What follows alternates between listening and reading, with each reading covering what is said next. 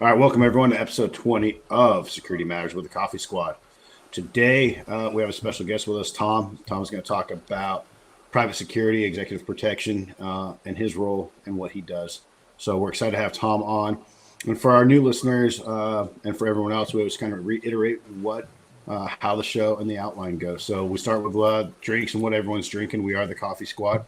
There's only one person on here who doesn't drink coffee, and I'm not going to mention any names. And then we go to a question of the week. Sometimes they're funny, sometimes they're serious. I think Will has two questions this week. One's kind of silly, and the other one's pretty serious. Then we talk about the topic of the week, which again is private security and executive protection. And we'll throw some news articles in there as well. So without further ado, let's introduce everyone to Tom. Tom, thanks for joining the show. Please tell us a little bit about yourself. Hey, thank you for having me. I've worked in, let's see, I started off when I was a teenager working fire and rescue. Started getting into the service industry right off the bat. Worked as a paramedic. Went to college trying to learn, decide where I was going to go in my career, and started looking at criminal justice. Really didn't have the aptitude, or I won't say the aptitude, I didn't have the desire to stick with college. Got out, went straight into the military. Went into the 82nd Airborne. That's where I worked with Will. Started my career there. Yeah. Great group. And I enjoyed working there.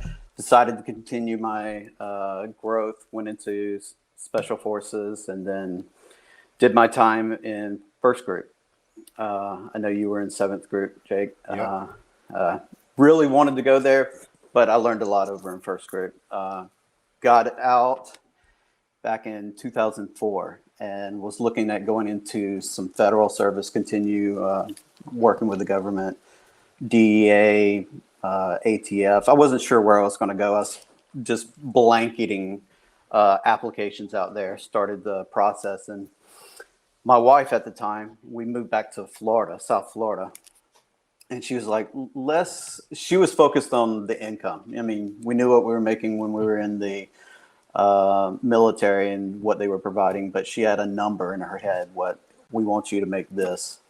And she created on her own a resume for me. Wasn't even aware of it. She just literally wrote up a quick resume, put it out there, and Joe LaSorsa, senior, you interviewed his son a few podcasts back, and he saw my resume. He had a client that he wanted me to meet. And I said, sure, why not? I was like, the process for these federal jobs takes so long. I was like, I can look at it. What's the problem? And I went and did an interview with the client, ultra high net worth individual, and they were new. It was new for them that they were bringing in somebody for security, and it was new for me what to offer. Joe said, yeah, tell them your background, tell them what you can offer, and just see what happens. And literally went in there, talked with the client, asked them what they wanted, what their expectations were, and next thing I know, I'm in the private sector. I mean, they were offering so much more money than I would make with federal. It was a no-brainer. Yeah. And once you're there and you have your foot in the door, whether you're introduced from somebody like Joe LaSorsa or somebody like myself that will vouch for another individual, once you get your foot in the door, it just blows up. And depending on what you're willing to learn and do in this job, man, there's no limit to what you can do. Awesome. Awesome. It's security and the military. It's always a small circle. So it's 100%. Cool that, it all kind of goes back to who you know and as well as what you know, and then making the most of those opportunities. So awesome. Will. Yes. What are you drinking today? I'm drinking a nice locally roasted light roast from a Guatemalan Ayaza. Is berry, candy, floral, hazelnut, and strawberry in notes. So yeah, pretty good. So for those of you who Here we go. are just listening, Will had to read all that. Just so I you did. know. I have to You read. know, I can't. I'm sitting here watching him right now. He had to read all those flowery, floral, strawberry, awesome little flavors and scents that he just mentioned. So, how do you say the name again of the brand? It's a natural Guatemalan Ayazara. Beautiful, beautiful, beautiful. Tom, what are you drinking? I know you and Will knew each other. You kind of said you were somewhat of a coffee snob, so let's hear it. What do you got today? I am. Oh God, I was harping on Will because he's, my opinion, Jamaican Blue Mountain is the best across the board. It's smooth coffee. I drink black coffee. I don't add all the frou-frou stuff, the creams, the sugars, the whipped cream, whatever. The caramel, Today, like Will does. I Yeah, don't add any of no. that. The wife does, not me. But today, I mean, all my stuff, I just moved into this new location and my coffee's packed up. So I'm drinking a Starbucks Cafe Verona, which in my opinion is like burnt toast. It's the worst coffee on the planet, but it's better than water right now. So that's where I'm at. Okay, nice. So Jake, Nice. what kind of a foo-foo drink are you gonna have to look at the bottle to read me what it is? Nope. So it's just a Bengal spice tea this morning. So Okay. something just That's actually good stuff. I drink that myself. yeah. So that's what I got going on. I do have a little. So this is the Bengal spice tea, and then this is like a recovery drink. So Rebound, Blackfish 5 product, really good. This is a blueberry palm, so it's a little foo-fooey there. One of the best, like refreshing Sorry about recovery that. drinks That's my out German there. So, Shepherd. so it is. It's awesome. Give me one second. Yeah. Hold up. Yep.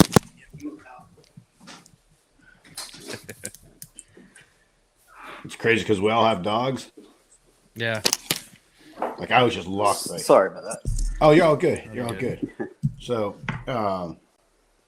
yeah. So a great little rebound drink post recovery, or if it's just going to be a hot day and you need to hydrate. So, Yeah. I've been drinking a liquid IV on hot days when I'm like mowing the lawn and stuff like that. yeah. So one of those is essentially like drinking 3 glasses of water, plus it has the electrolytes and stuff in it. It's pretty good. Yeah. So, Awful good for a morning after if you've had a rough day the day before. Good stuff. so in the Q course, Tom, were you a medic or what were you? No, I was an 18 Bravo. I was a medic before I went in. They offered it to me, but I was like, I was not going to spend another 2 years and go through that course. So I'm laughing right now because the exact same for me. And I was like, nope. We're on Terrace Hot and Heavy right now. There's no way I'm spending another year and a half plus in the Q course. Looking back, I'm like, man, did I make the right call? But yeah. I was a Bravo as well. I did my share of starting my IVs though for rehydration, so I can Yes. start an IV on myself. I think all of us learned, right?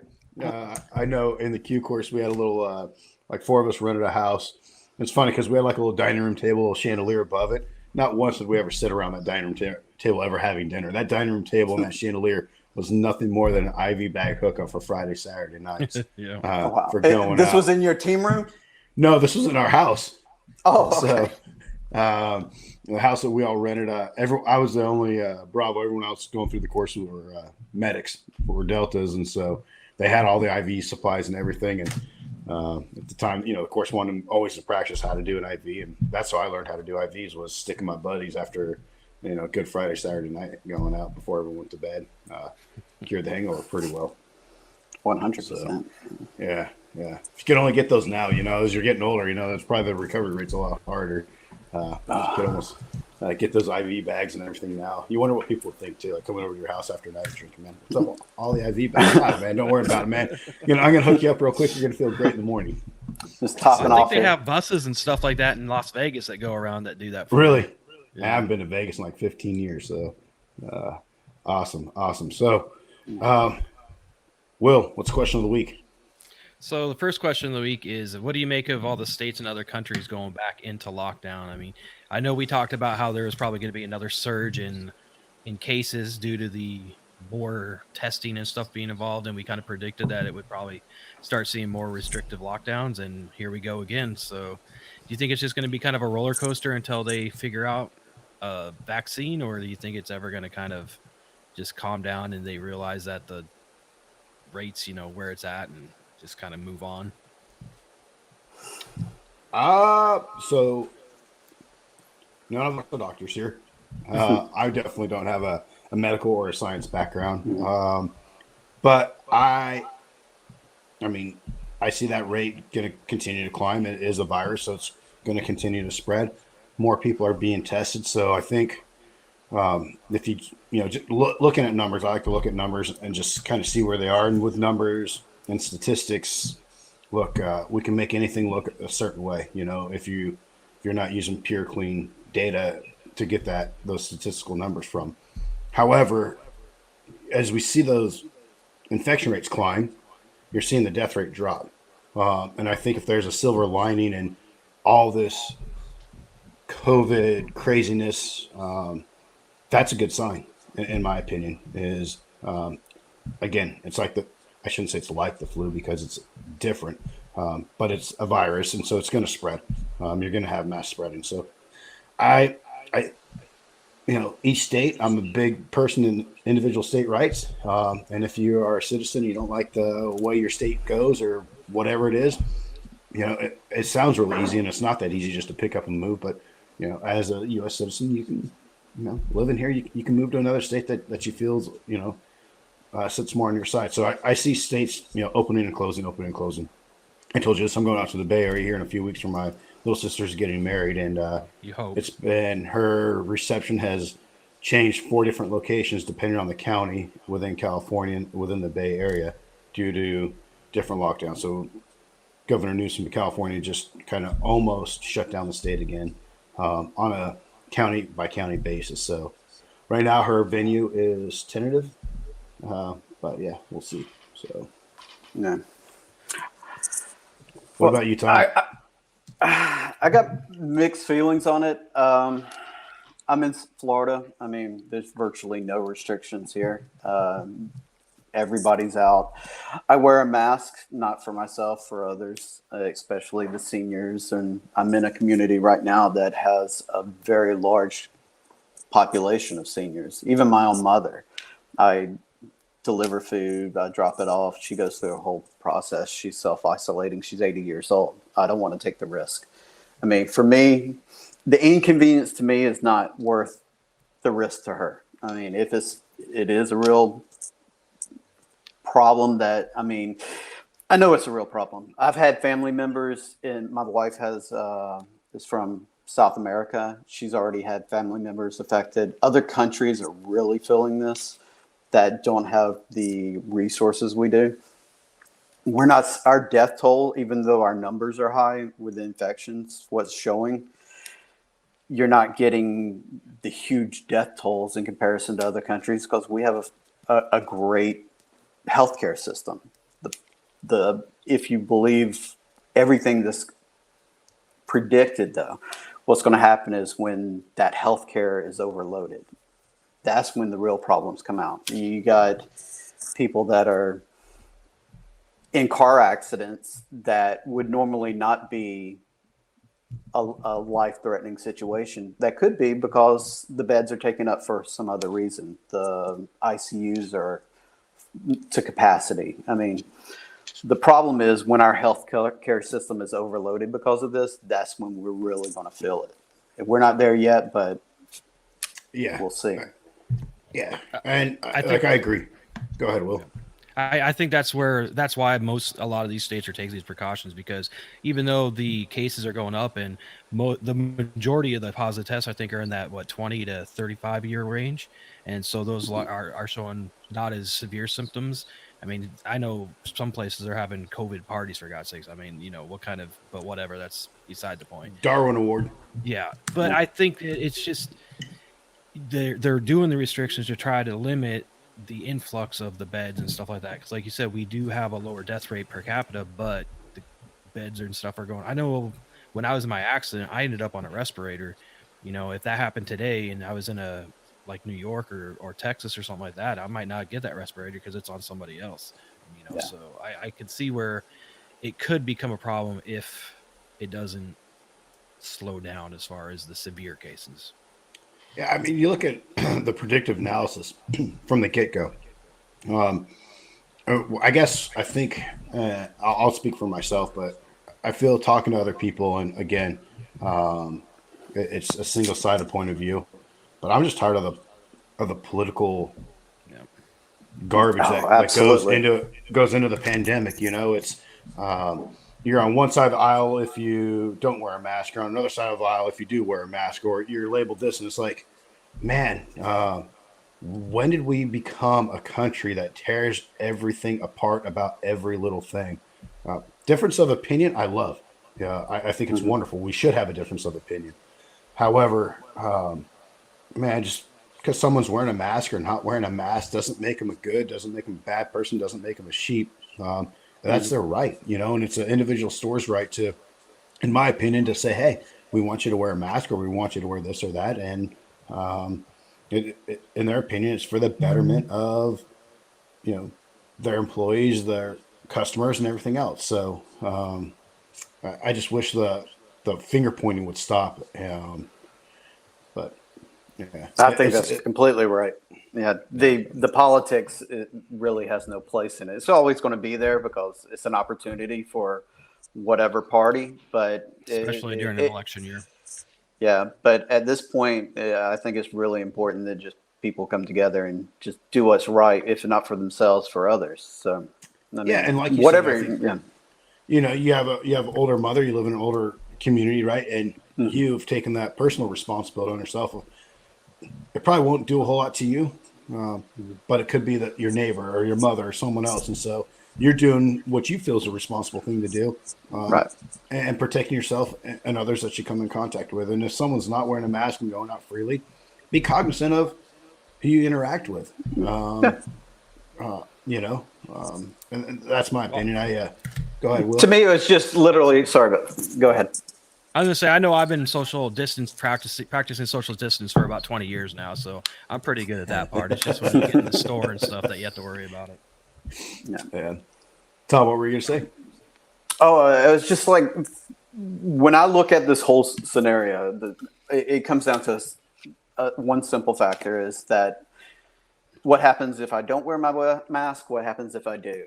If I wear my mask and it's unnecessary, nothing happens. But if I don't wear my mask, I could be causing somebody else problems. To me, it's a no-brainer. I'd rather side on caution. That's literally what it comes down to me. It's not an infringement on my rights that I see, and I'm all for everybody's.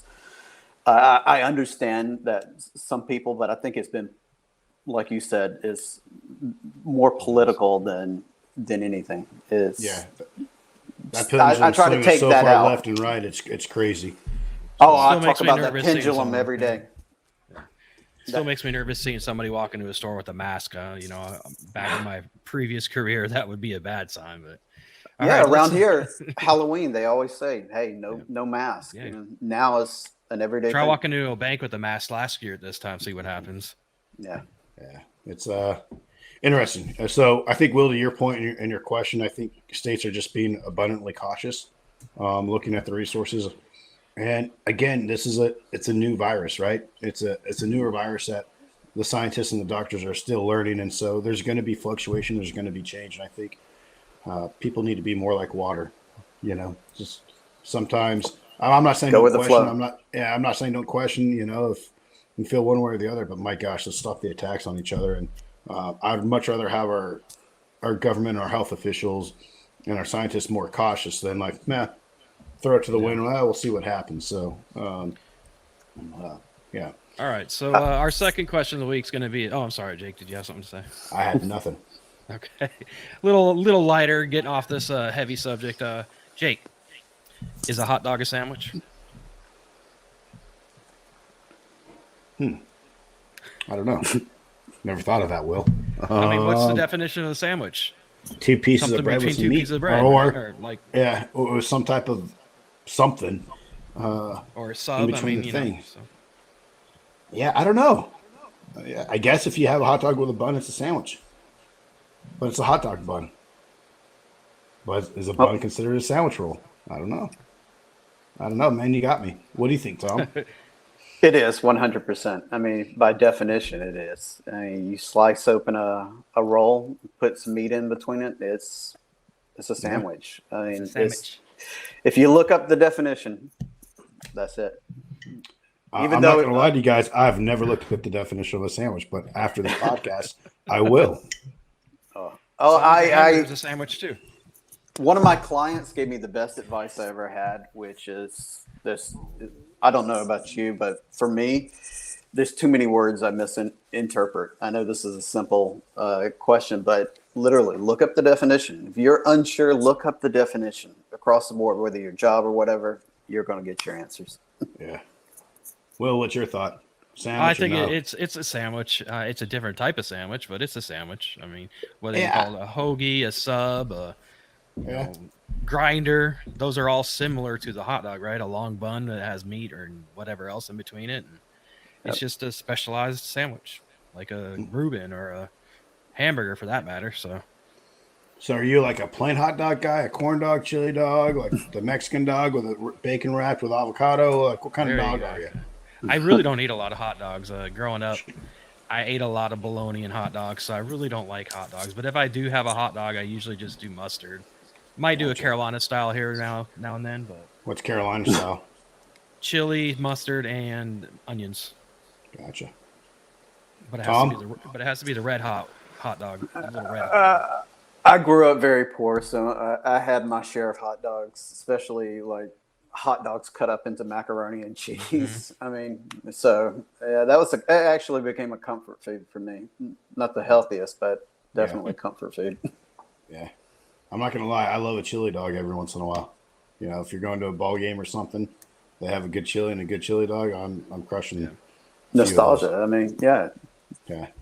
So you can't go to, in my opinion, I can't go to a sports game without eating nachos and a chili dog if they have chili dogs. So, yeah. I do love some nachos. All right, Jake, what's your article of the week? So this week, I don't know how much you guys have been listening or hearing about Iran, kind of what's going on over there, but it's been interesting for the last week or so. Fires and explosions at their nuclear facility, fires breaking out in Tehran. And then just yesterday, some ships were burning in one of their port cities.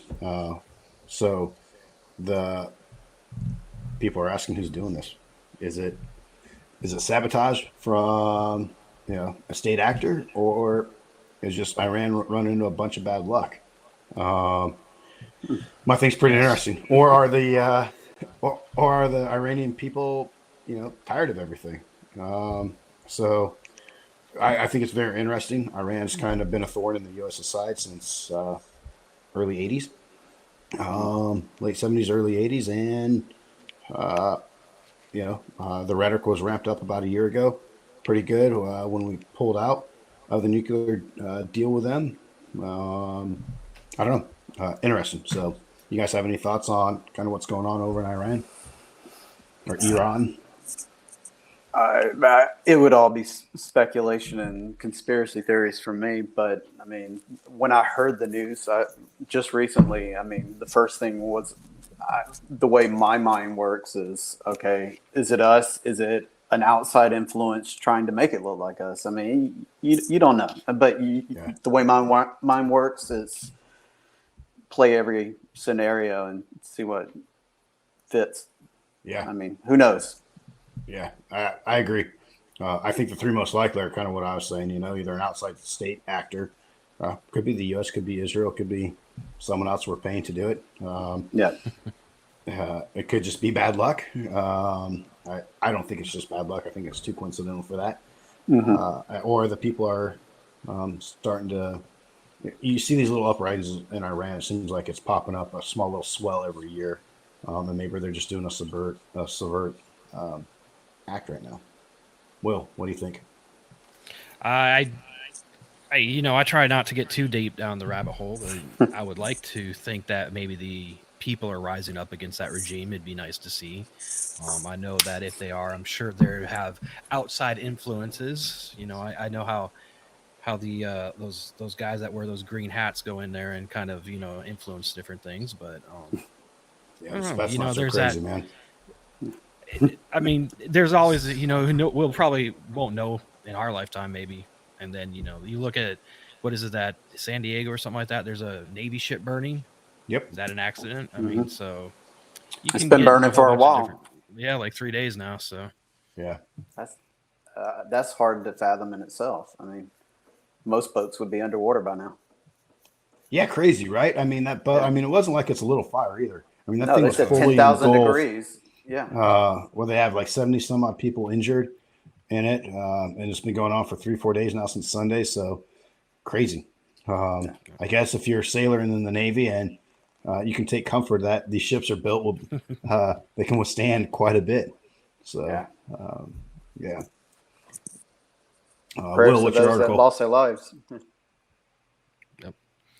So there was, I don't know if you saw it, yesterday it came out that there was a coordinated social engineering attack on Twitter.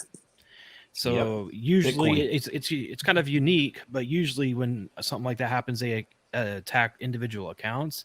And this one was unique that it actually attacked Twitter and then posed as verified accounts asking for, Bitcoin, payment of Bitcoin, saying they're going to double your money. And so the people who did it were very high net worth type stuff, like so Jeff Bezos, Bill Gates, Elon Musk, Kanye West, Kim Kardashian, they all had that little, hey, you pay me and I'll double it back to you. The A-listers.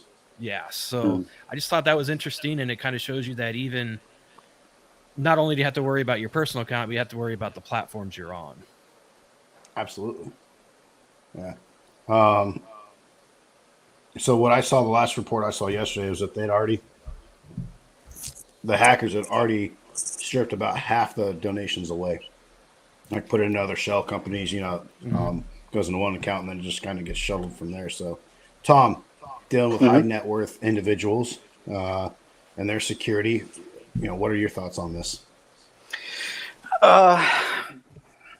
Well, that's the Twitter, the fraud. I mean, a lot of that's the corporate security. I don't focus as much on the corporate side of it. I mean, most of these high net worth individuals have, very specific precautions put in place for that. They don't just randomly go on Twitter and start donating money. So,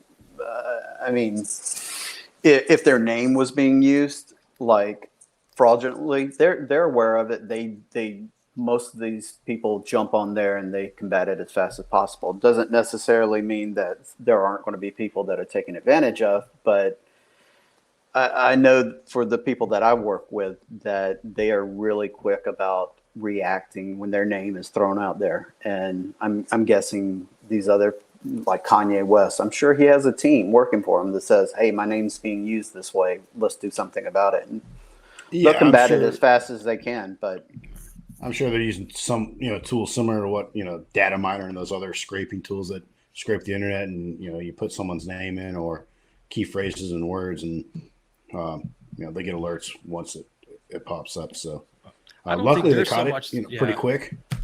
I don't think they're so much as a victim as the people who actually paid. And, you Right. go back to the old adage, if it's too good to be true, it probably is. I mean, you see those things all the time on Facebook and Twitter saying, hey, who's going to ask you to pay and then they'll double it back to you? That just doesn't make sense to me. yeah. And the platform that, the request that they use with Bitcoin and cryptocurrency, you would think that most of those people are kind of, more tech savvy and wouldn't fall for a scam like that. But apparently people did. So, Yeah. And, it depends on how that message was put. That phishing campaign was kind of written and used. Was it, to donate to a certain cause? Again, it's coming from what I would say, the A-listers of society. yeah. So it said, I'm feeling generous due to all this stuff. You send me money to my account and I'll double it back to you, is how it was written. So again, like you said, Will, it's not so much the A-listers that were the victims. It's the people who donated the money. However, those A-listers accounts we're attacked. But what you got to worry about with them are what kind of what did they get access to the DMs and all that stuff, especially the A-listers.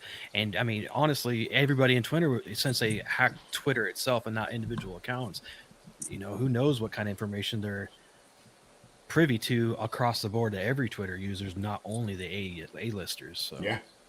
And who's it affect? I mean, Yeah. we know the president likes Twitter, so imagine if his name was being thrown around. I'm pretty Barack sure Obama somebody was would. one of the other ones that did it. Yeah. So See, there you go. I'm sure there's And I think it's just a team matter of of people. time, as the elections heat up. That's what I see is, that cyber threat going out there of, those phishing campaigns and the other party bringing out their daggers to get the other person. So, or not even the other party, just, a smart hacker out there that is able to do that. So I think, Tom, is kind of in a somewhat weird way ties into what you do, right? Yeah, Personal private security. absolutely. Do you, I'm sure, well, tell us about it, what you do, how you got into it, and then kind of tie in what we just talked about with the social media and, what are your recommendations for your clients if that kind of falls in your lane or not? So Jake, do you watch Magnum PI? Do I watch it, buddy? I mean, I should have brought my Hawaiian shirt in here. Okay. So Yeah. Tom is basically Higgins. Not the old version, the female version, Higgy. Yeah. Yeah, when I got into this job, I mean, we all coming straight out of the military, you have your own idea of what security is and what your expectations, what you're going to be doing. You're going to be walking around in a black suit, sunglasses, earpiece. Depending on where you are, if you're in LA, you might be. If you're in South Florida, probably not likely. And security is ultimately what your client says it is. I mean, you know what your version is, but if the client says, no, I don't want a team of people walking in a diamond formation around me, it's not going to happen.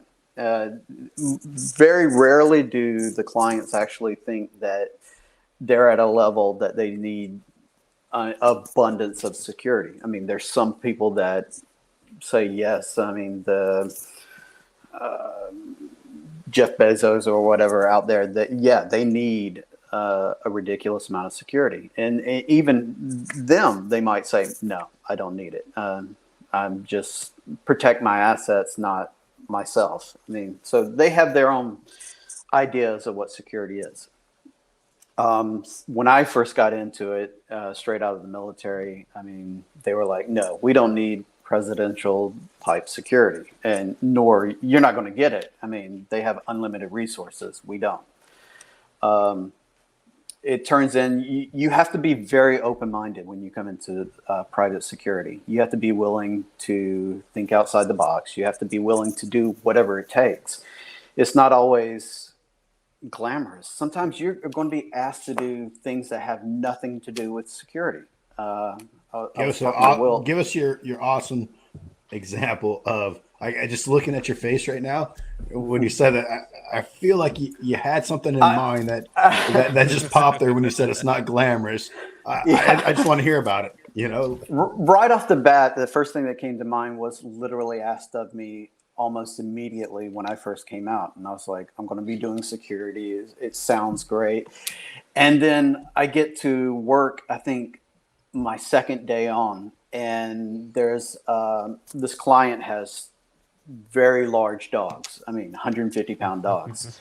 And they have a dog walker, and it's a female dog walker, and she handles dogs, but she happened to decide to go out the pool exit, which was a screened-in lanai.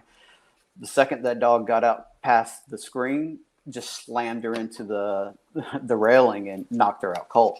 So the clients come over to me and it's like, okay, this is a problem. Would you mind walking the dogs from now on? I'm like, what? No, would you mind maybe in the morning at 6 a.m. Taking them over to the other property, another gated community, and just take these dogs for a run? I'm like, well, okay, sure, why not? Not a problem. And I'm like, okay, these dogs are in your room in the middle of the night. I mean, you want me to come into your room? And they were like, yeah. While you're sleeping? Yeah. I'm like, Awkward. okay. Awkward. Yeah, to me, it was really unusual. And I was like, So okay. do you So, knock? Did you knock? I mean, do you creak the door no, they were open? like, What do you do? just come on in. And I'm like, I'm opening the door. The room's quiet. You got a couple sleeping in their bed, and you have this very large dog that's on the edge of their bed that when it sees you, decides to go to the opposite side of the room and jump on a chaise lounge. So now I'm using my military skills to low crawl into a room to somehow coax a 150-pound dog out of their room without waking them up or disturbing them. And this dog will not cooperate. And I'm literally fireman carrying a 150-pound dog out the door. In the second it gets to the door, it decides, okay, now I'll put my feet down and we can go. And this became a routine for almost 4 years for me of going in, trying to coax this dog out of every time. And it's like sitting there trying to harass me. It's like I'm crying laughing right now. And that became a routine for me. Now, it turned out that, hey, this was great that I got to exercise on the job every day, but I mean, not what I expected. And that's just one small thing. There's so many things, so many aspects of this job that you have no idea. You're going to see a lot of things that will blow your mind. I mean, people tell me all the time, you should write a book. And I'm like, oh, if I could only write a book. Yeah, if you put stories in there like that, man, I would definitely read it and buy it. I mean, like as you're telling me that, it sounds like I'm thinking of Wedding Crashers, right? When, oh man, what's his name? Is tied up to the bed, and the son paints the picture, and he's like, shh, putting it so, you crawling in there, putting your hands on their lips, like telling them, shh, I got it, don't worry about it. Just creepy and weird and awkward, man. But you're going to be asked to do all kinds of things. And even though that's not part of your job description, whatever. You don't know is not an answer. I mean, if it's something you seriously disagree with, I'll try to find out a way to work something out. There's never a no in this job. You're dealing with people that only respond to yes, yes, yes, yes. Now, if their life is in danger, if there's something that later on where, and this is something I bring up with clients all the time right at the beginning. I said, there's going to be scenarios where I say, I'm not comfortable here. This is a bad situation. Something could happen. We need to go now. Nothing is, they might not see it. It might not, nothing might ever come of it, but it's a preventative. And most of the clients that you're going to work for, once you build that trust, they're going to listen to you and they're going to say, yes, you should. We're going to listen to you. If you think there's a problem, we're going to leave. And that's good. The whole idea of this job is, I mean, you got two kinds of security. In my area, you have the 300-pound gorilla that works primarily with celebrities as an intimidation factor, and it works in what they are doing. Sometimes it becomes a liability, but you're already dealing with a client that is very in the public eye. So I understand wanting that intimidation factor. Even having a wall in front of you makes sense. When you're dealing with executives and CEOs, it kind of flips to the opposite. A woman in this field is worth her weight in gold if she can come in and blend in, look very corporate, and non-assuming. You just don't perceive them as security. Those are some of your best assets. They can also sometimes go into places you can't. Bathrooms, dressing rooms, that working with female clients. So you have two sides of what people perceive as security, and depending on what side you're going into, you try to focus on what fits you. For me, it's very corporate. I like the executives, the CEOs. I've worked with celebrities, and you're going to get so many different scenarios across the board that you'll become, I hate saying expert, but you learn your field very well. And depending on the side you go. I like working in homes with these the families. You become very close. You're in a very intimate position with some of these families that you're going to work with, or the CEOs or the executives, because you're in their homes. You're going to see them in lights that they don't want the public to see, or it's not their face that they're putting forward. And once you've built that trust with these individuals, I mean, you're pretty much set. You become, I don't want to say you're not a family member by any stretch of the imagination. You always have to keep that professionalism. And even when I have clients say, hey, call me by my first name, it's still Mr. and Mrs. I never go down that route. You want to draw that line. It's really important to have that line because of that position you're in for your own self. I don't want to go off on a tangent there. So No, man, you're good. As you're listening and talking, a few things came to mind of, you talked about the executives, right? And the CEOs, and then, the differences kind of between, I guess, the business side of it, or the business world, and the celebrity. right. And so on my end, on our end, when I am working with these Fortune 500 companies and these CEOs, it's amazing to me how many of these CEOs just don't think anything's bad's going to happen to them, or you're going to a board meeting and, it's a chemical company. I mean, a great example, a chemical company goes, they publicly put out their board meetings, public knowledge for everyone going. They don't do a sweep of the hotel. They don't have guards there or anything. And this day and age, to me, I recommend, like, hey, I would look at getting some type of executive protection. Just, especially if you're a publicly traded company, the leadership goes down, that the stock's going to crumble. And having that, most CEOs really care about their employees that I've come across. And so, that's the aspect that I try to get them to look at, is look at employee care. If something happens to you in that executive board because of a lack of security, because you publicly put something out there and you don't have security there, what's going to happen to your employees and the stock prices that that they bought into, for their retirement and other stuff. So, what you're dealing with people and executive protection, do you get a lot of resistance of, I don't want to call it false bravado, but I'm good, and how do you penetrate that wall of I'm good, I don't need it?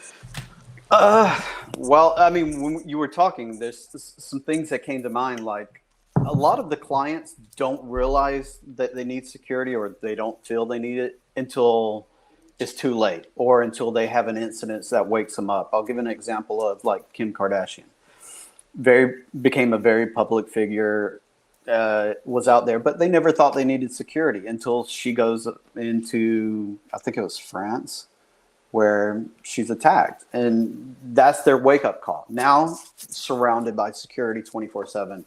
A lot of times these families don't think it. A client I had, their most important asset, and this is where a lot of times you think you're going to be one thing and you're something else. One of the families that I worked for, they had children, and they were like, that's my most important asset. You're with them. Keep them safe. I'm like, but they have nannies, and if they're at home, they don't really need me. Well, it'll make us feel better. It's what gives them that security. Now, this group was going off somewhere else to a huge event. I mean, going to have a massive amount of people surrounding them, and was a major event. And they decided, no, we don't need security. And I'm like, okay, you do your best, but you're like, okay, I am performing a job over here. I'm watching their kids. And I get a call in the middle of the night. Hey, there's an active shooter in the hotel I'm at. And this happened to be Mandalay Bay in Vegas, when the shooting happened. They were in the hotel with no security.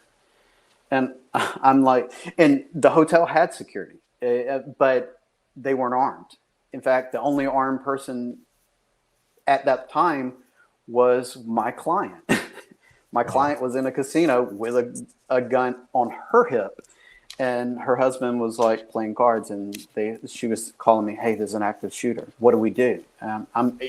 That's the worst feeling that, hey, I should be there, and now I'm in how many states away? There's nothing I can do. I can tell you, don't just suddenly leave the hotel. If you don't know where the shooter is, stay put. Try to go to a location where I guess you could say, defensible.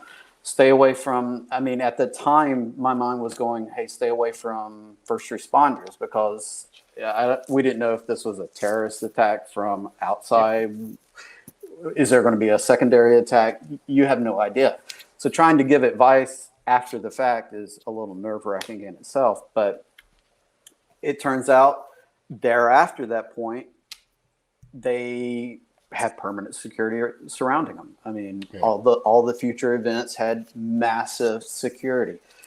Each individual had 3 people on them. So, I mean, but it could have been turned out really bad. And that brings me to another thing. If you have a client that decides they want to carry, make sure you've trained with them. This particular client I took to the range. We started going to competitions and was very proficient in weapons. So, but you want to know where, because you don't want your client becoming your biggest threat either. If they decide, oh, we're going to carry 2, even though we have security, you need to know where their proficiency level is. And not to give the idea that, I mean, at working as security, weapons come out I don't think in any time since I started this job, I've had to draw my weapon in for work. I think if it ever came down to that, I'm not doing my job. I think in security, your first and is to avoid all conflicts. I mean, you want to be able to see it coming before it's a threat, a direct threat. I mean, it doesn't always work out that way. Yeah, but we had that talk a little earlier, right before the podcast going of, I know I probably would not be the best personal private security guard, executive protector out there. I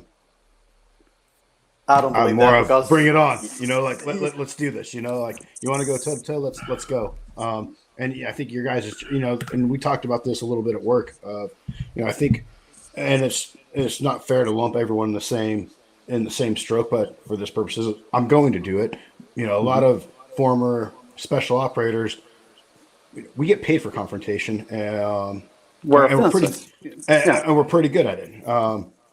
Where I think law enforcement has a little bit better, and I think this is where that good cross training comes in, of the law enforcement of de-escalating the situation. Of we can all see it coming. I think my response is let's go toe to toe. Where law enforcement and others and yourself now, right? Of you've probably had to train yourself to, let's switch. Let's take that the individual we're protecting and get out of harm's way. So I think it's super interesting what you do. I know we've used companies like yours and others around the globe for clients of ours in the past, and don't envy you. I think it's a super hard job of making those.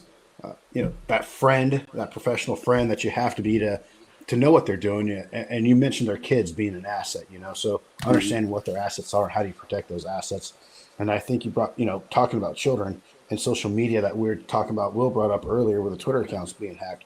How hard is that for you if you have a client who let's say have, I don't know, teenage kids or kids that are older, and they're posting social media, hey, we're going on vacation to whatever place. Do you give guidance to your clients on, how to protect their families and the use of social media? That's another animal altogether.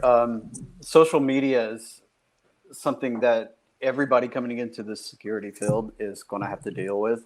And depending on your clients, some of these clients make their living off of social media. If you're, I don't know why I keep going back to the Kardashians, but was it Kylie or the young billionaire, whatever her name is?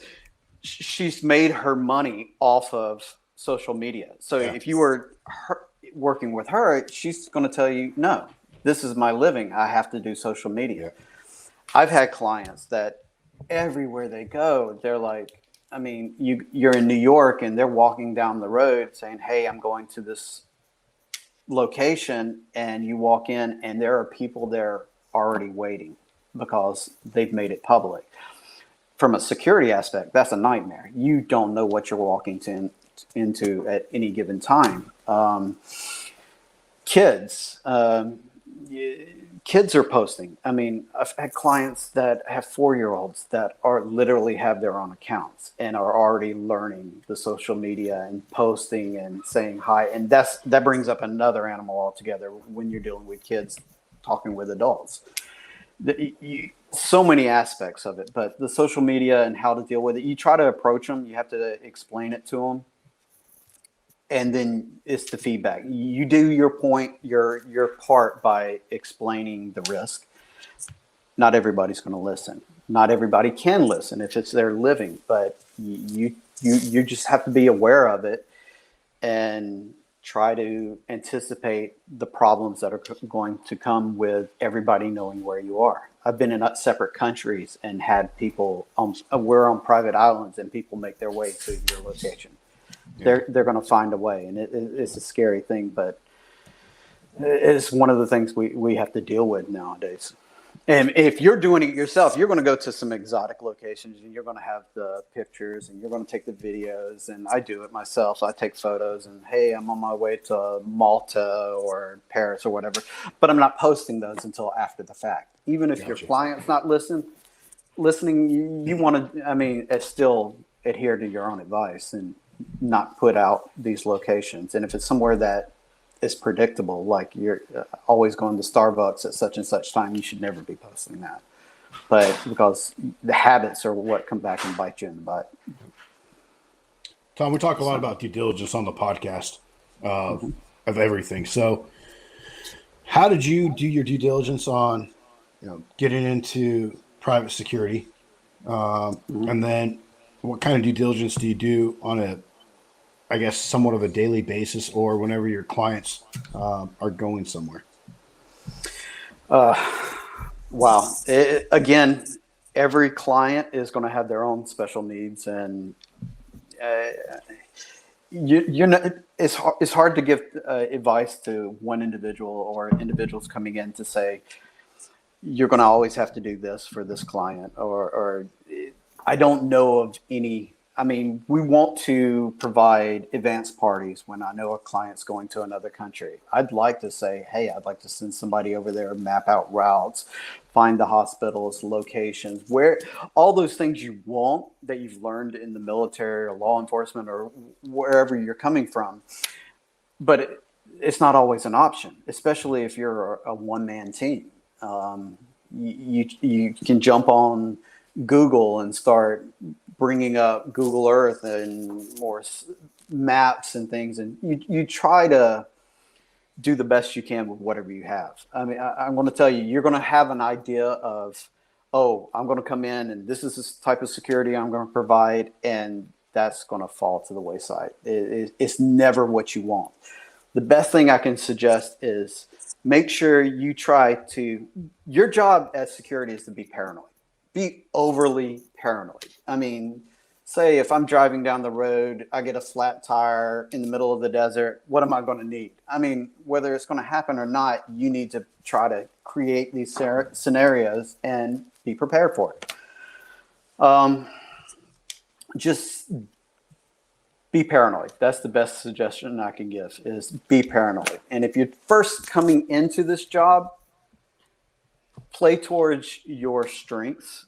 Like when I first came in, I know that whether you're coming in from the military, law enforcement, or whatever, for me, I was coming in from a military background. So when I needed to sell myself to the client and against, hey, why shouldn't we just hire local law enforcement to do the job? For me, I had to show the weaknesses of law enforcement. Hey, this is if you have an active duty law enforcement officer and they're working with you and they see a crime happening. From my understanding, they have to go deal with that.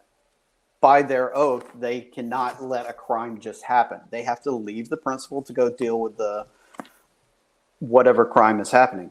So that was my selling point on pushing law enforcement officers away. But if you're a law enforcement officer, you need to play to your strengths. Hey, we have we're on the duty. I know we have this area mapped out. There's people I can call. Whatever your strengths are, you're going to play to them, and make sure that what your assets are. You're emphasizing those things that you can bring to the table. And so awesome. What kind of training do you need, or do you recommend? Don't ever stop training. I mean, if right off the bat, when I was coming out of the military, and you think you know everything, Joe LaSorsa, they had some courses right off the bat, and because he actually brought me into this fold, he was offering some courses through the client. The client was paying for them. Defensive driving courses, anything you can suggest or people are willing to pay for you to go, you're just building your resume. I mean, build that resume up. Whatever you're even in the military. I went from the 82nd into Special Forces. Well, once I got to Special Forces, they were like, hey, why don't you go to Ranger School? Why? What am I going to learn in Ranger School that I didn't already learn in Special Forces? And they're like, well, it looks great on a resume. And they're right. I mean, the civilian world, when somebody sees 82nd, Special Forces, Rangers, all that on your resume, that will get your foot in the door. You need to constantly work on that resume. And any courses, any private security courses, any silver services. This is something you wouldn't think of that you would need working in these with these families, but a silver service course, which is going to teach you certain etiquette, how to dress, certain. I mean, not that you think you're going to go in and set up, do place settings and all, but that might be something you're called in. I mean, when you're doing these jobs, often, unless it's an already established group of security with a client that's got a team of people, there's a chance that you're going to be doing other things. You're going to be standing around the kitchen and suddenly the butler needs help setting the table. If you can do that, you're an asset to them. You're an asset to the family. You're an asset to the whole team. That's another thing. If you're a one-man team, when you're working in security, you need to go out and be a force multiplier. You need to find people that you can use in emergency situations. Certain clients, I go to the office and I'm finding guys that are trained in martial arts, that are weapons proficient, that are just big guys, and saying, hey, getting to know them. Hey, if this ever happens, I need you to be an extra set of eyes. If you ever see me tied up, I need you to get this principal to this location. There's no reason that if you're by yourself, you can't still train others to help when everything hits the fan, and you never know. So be a force multiplier and actually get out there. And if you don't have the assets, make them. Awesome. You said a few key things there, and training. You mentioned Joe LaSorsa and LaSorsa it never stops. They're always providing courses. If people go, you go on their website, they have a medical course there. I think they're just started or finishing up their executive protection course out in Vegas, and they do it all over the country. So, that reliable training that you're talking about, whether it's defensive. Another great point of, etiquette. It's one thing that I notice, do you know what a salad fork and a dinner fork is? And, when do you, I always tell people, hey, when you go to fancy restaurants on a team, and they're like, oh man, I see 7 things. I'm like, man, simple thing, outside in, just work from the outside in, and 9 times out of 10, you're usually good, but, and you don't think about it. Yeah. I didn't think about it until you brought it up. Like, you're dealing with obviously people with a lot of money, and they're used to certain things. And, when you go to dinner, if you are at dinner with them, you don't want to look like that gorilla in the room. with a shovel and just shoveling things in your mouth, napkin placement. When do you put it on the chair? When do you put it on the table? Stuff like that. So I think that's a great point of constantly bettering yourself and kind of pushing yourself on those things that you're not familiar with, and then constantly training and training. So the training never stops. I mean, it's constantly evolving. I mean, it's like a computer. I mean, 6 months without training and you're suddenly obsolete. You have to constantly build on the new technologies coming out, the new threats. It's something's always new. You have to adapt to whatever new threats are coming out, and you have to be able to combat them. And you're not always the expert by any stretch of the imagination. Somebody brand new that's fresh into this job actually has a new set of eyes and has come up with new threats that you were completely unaware of. I mean, some tech savvy teenager that knows things about computers that you have no clue about. You have to constantly evolve. I mean, great points, Tom. I mean, I wish people could see like your face and the passion that you have. I mean, hopefully they hear it. But that to me is, the signs of a true professional, someone who's super passionate about their job, lots of experience, tons of knowledge. We're grateful that you came on the show today and part of that knowledge on us. And Will has my information. If anybody ever wants that leg in to do I get my foot in the door? Share with our listeners. If you're comfortable, if you have a website out there, please share it with our listeners. No, I don't have any website, but I mean, if Will wants to has anybody reach out to him and they want to reach out to me, that's absolute. I'll give them any advice they can. I mean, there's a lot. Don't always focus on just looking for those security jobs. If you're working in, looking to get into the private sector, sometimes it is through domestic websites. I mean, like estatejobs.com. Look at what's being offered, what's people are looking for, and see if you can fit into any of those roles. I mean, you're bringing security to the plate. I mean, to the table. What else can you bring? I mean, that's what they're looking for, the jack of all trades. Yep. That's a they huge want a thing. Swiss Army knife, not a Bowie knife. Exactly. 100. Awesome. Will, you got anything for our listeners? Yeah, go ahead and you can go to Facebook and check us out at coffeesquadpodcast.com. Like, follow us, share. You can also go to any of your platforms or go to coffeesquadpodcast.com and you can subscribe to our podcast, listen, share with your friends. Let us know how we're doing. I just want to say thanks to Tom. We appreciate you coming on. Been a few years since we really caught up, so it was kind of fun. Thanks for having me. Yeah, it's always a pleasure. Thanks, Tom. Thanks for our listeners out there. Everyone have a great week, and we will catch up with you next week. Have a good one. Later. Cool. Tom.